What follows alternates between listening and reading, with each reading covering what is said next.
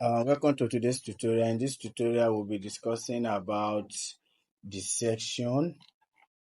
um, section as the part of the semantic element, which we have been um, discussing for a while now. So, without saying much, let's dive in.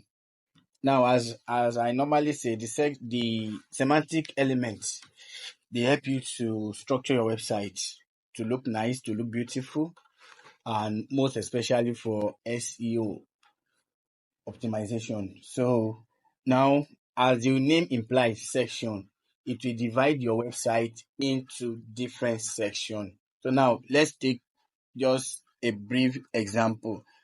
So let me say section.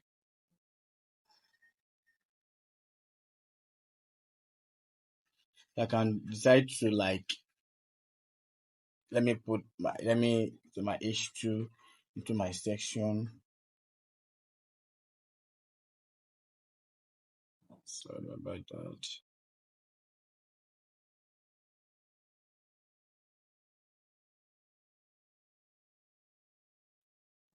This website is free.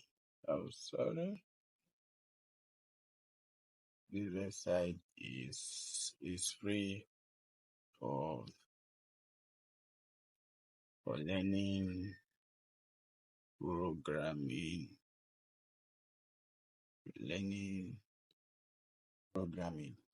So now I have added my H2 in my section. You can have multiple sections in your on your website.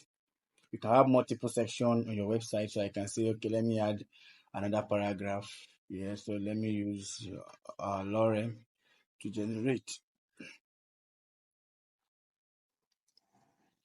So now this is it. So as you can see, we have two sections on our page. So when we get to CSS, you'll be able to understand uh, more about of more about this section semantic element.